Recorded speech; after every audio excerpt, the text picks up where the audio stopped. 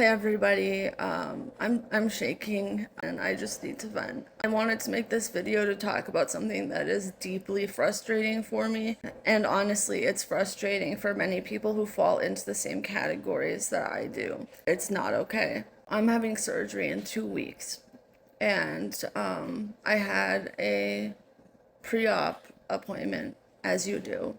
It went so fucking badly, like I could not have possibly anticipated that what happened would have happened. What should have been a pretty straightforward visit, discussing the type of fucking anesthesia they're going to be giving me, discussing pain management, recovery time, side effects. I got nothing out of the appointment. That's because the appointment was interrupted maybe 2 minutes after it started with the yes, no questions. I'm going to explain to you right now what happened exactly. And I want to preface this by saying that I have a lot of trauma that is related to medical staff, hospitalizations, being mistreated, law enforcement abuse. I was incarcerated a long time ago because of my issues with addiction. I have very bad anxiety to the point where it's debilitating. It's greatly impacted my quality of life.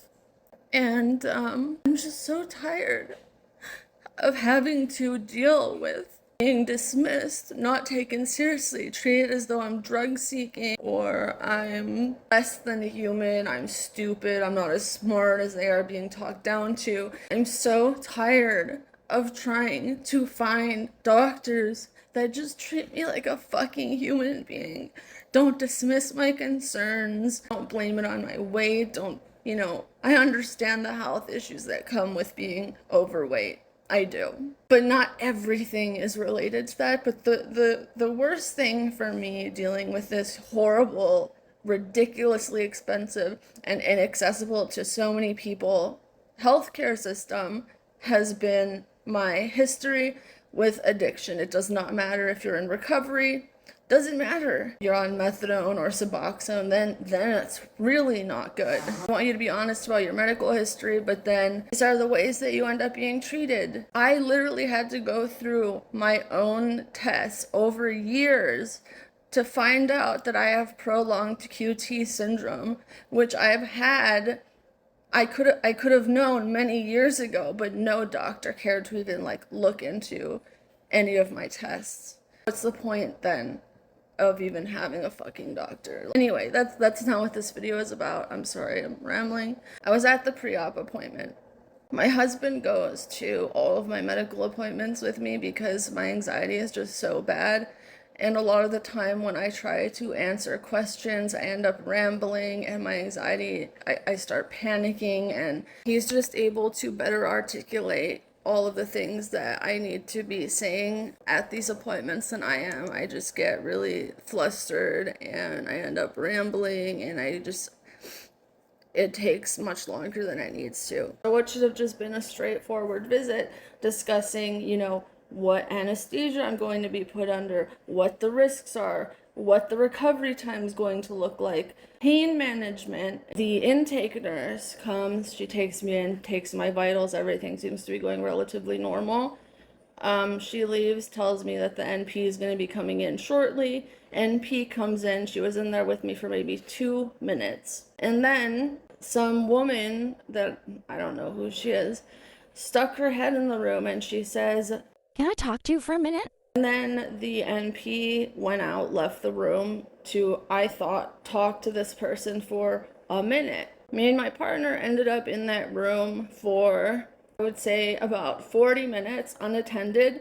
This NP even left her fucking computer logged in as herself unattended for that whole time. We didn't touch it, but that's pretty serious in itself. Anyway, it was taking so long, my husband opened the door just to look and see if he could see anyone to ask what was going on. Didn't see anybody, closes the door. 2 minutes later, the intake nurse comes in and she says, "Oh, the doctor had an emergency." She's not a doctor, but "Oh, the doctor had an emergency. She'll be right back." that was a complete lie. So then a few more minutes pass, and guess what happens?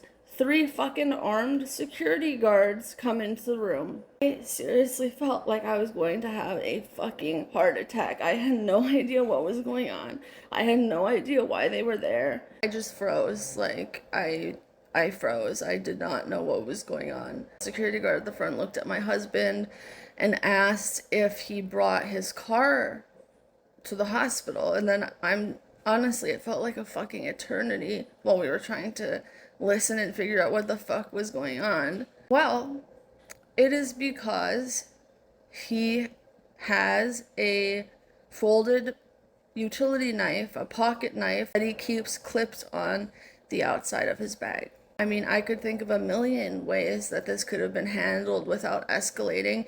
And honestly, we just got lucky that the one security guard thought the situation was as ridiculous as we do. Many years ago, I had same hospital, Northwestern, security guards come into my husband's room at like 5 in the morning and then go through all of our stuff, which, like, I don't even know if that's legal. So that had to be like over 10 years ago, over a decade ago when that happened. The reason behind that was that I looked high to the doctors who came in, and then they decided to get security involved. They came in while we were sleeping at 5 a.m. Like 5 or 6 security guards came in, told me not to move, went through all of our stuff, everything that we had in our bags, and then threw me out of the hospital. Anyway, in this instance, we did not do anything wrong. What could have been done differently? I notice you have a pocket knife on your bag. That makes me uncomfortable. We don't allow weapons in the hospital. You know, can you go put that in your car? Can you, whatever. But no, I'm actually going to show you what my husband's bag looked like sitting in that room. We are really into radio, and we also have a stalker who has threatened our lives. So, you know, on the side of his bag right there, flashlight, radio. It's the bag. It is the bag that he carries with him everywhere. He has had that bag at all of my appointments with Northwestern, going to a wound clinic every week, and then every 2 weeks for half a year. He had that bag. Nobody fucking said anything about it. No one called security. He didn't have the knife in his hand, holding it up. We weren't threatening. The bag wasn't even really in arm's reach of him on the floor. I mean, I guess if you're really reaching, it was, but like, it's not like he was just holding this bag up in some sort of odd, threatening way with a folded knife on it. Am I like overreacting here? I know that a lot of my reaction to do with this is because I have PTSD. Having 3 armed security guards enter the room, like, out of fucking nowhere. Once they were there, we literally had no idea why they were there. It was so fucking surreal. And I know that a lot of my reaction is related to trauma, you know, and just being like re-traumatized. Yep, triggered. I was triggered. I know the right really hates the word triggered, even though they get triggered all the fucking time. PTSD is an actual thing, and you know, for any of you people who like to throw the word trigger around like it's a fucking insult, a lot of veterans suffer from PTSD, and you should count yourself lucky that you don't have it and that you don't have to deal with triggers like that, flashbacks. So anyway, I'm frozen. The guy came in and was asking about the car. I'm like, why the fuck is he asking if we brought a car with us here? Like, are they gonna go search our car? What the fuck is going on here? Luckily, the security guard thought it was just as ridiculous as we did, but he escorted my husband down to the parking lot. I stayed in the room. They were making jokes about the whole situation. My husband was like, I don't want to scare anyone, but I'm going to slowly reach for my knife and put it in my bag so I don't make anyone else uncomfortable. They were just laughing about that, but I was sitting in there, and I was just in there by myself after that. And then after my husband was escorted down and was away from security, he called me, talked to him for a bit, and then the nurse practitioner comes back in and she was like, We can continue your appointment. Oh, thank you. You're so gracious. Thank you so much for pitying little old me and allowing me, a subhuman, to continue my appointment with you, Your Grace. dude, I was very, very, very polite and kind up until this point, and then I was just like, you guys are fucking assholes. You could have said, oh, notice that's on your bag, it's uncomfortable, can you put it in the car? There were a million different ways that this could have been dealt with. You can imagine that it was very tense having her come back into the room after just being part of a situation that was sort of re-traumatizing. She comes back in, asks me a few yes-no questions, then she's like, I'm gonna go talk to the anesthesiologist who's here. Comes back, hands me a paper, appointment done. One of the main things that I wanted to talk about was pain management, because the surgeon, the one who's doing my surgery, when I saw her, was telling me that because I'm on methadone, she thinks that'll be sufficient for pain management with some Tylenol. You know what that translates to for me?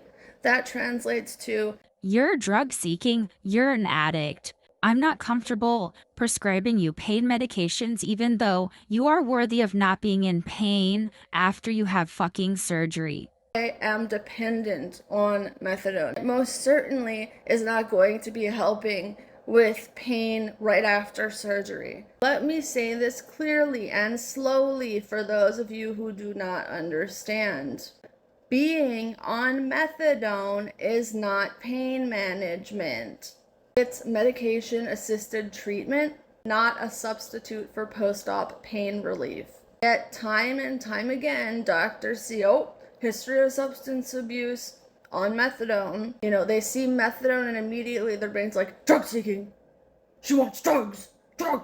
Like, bro, like, how much are you really gonna even give me that it would be worth fucking anything besides pain relief from the surgery? The truth is that addiction is not black and white, but nobody likes to acknowledge that. I mean, nothing is black and white. We live in the gray. This isn't just about me, this is systemic. Studies show that patients who have a history of addiction are less likely to receive adequate pain treatment.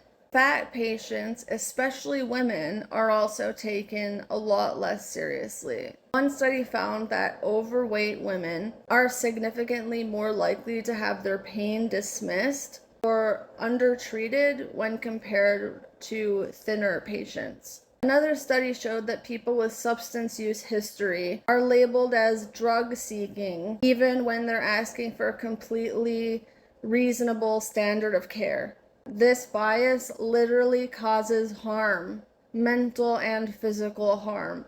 And then if you add in mental health issues, which addiction is one of, other mental health issues, addiction, and the stigma of being overweight, finding a doctor who isn't judgmental and dismissive becomes almost fucking impossible. I have gone through so many doctors and it is crazy. Like, there have been multiple doctors who were not right about what they were saying. Tests ended up proving they were wrong. It's a fucking uphill battle, man. And I'm just like, I'm not prepared for surgery at all. Definitely would not have gone to that appointment had I known that, sorry, oh jeez. I would have never gone to that appointment if I had known that the appointment would be completely useless. And not only useless, but re-traumatizing, and consisted of me just sitting in an empty exam room and then having 3 armed guards walk through the door, escort my husband down to the car, and then just finish up super quick with somebody who I really didn't want to finish the appointment with. It really wasn't finished. That's definitely in my top 3 most tense situations that I've ever been in with a person. These same providers and hospitals have no issue charging obscene amounts of money for the care that they're supposed to provide that nobody can fucking afford. And it's all for substandard care, so great, love it. They don't look at charts. They don't listen, but they'll take the fucking check. Yeah. This is why my experience at Northwestern was so infuriating and frustrating for me. I have a family member who always talks about, oh, Northwestern's such a good hospital. You need to have doctors through Northwestern. It's like, just because Northwestern is known to be a good hospital doesn't mean that every single person who works for Northwestern is good at what they do. I'm so tired of being treated like I'm not as intelligent as the doctors, NP, what the fuck ever their little title is. So tired of not being listened to, so tired of substandard care and getting these outrageous bills for nothing. Like, they're not helping me. This experience, this specific appointment did more harm to me than any good. I'm completely unprepared for surgery. I don't know why they thought that misleading us, lying to us, and calling security would lead to me being like calm and able to just go on with the appointment that very obviously she nor I wanted to continue with each other. Like, it was just so out of line, and you know how much worse the situation could have been had the security guards had like an authority complex. It could have been really bad.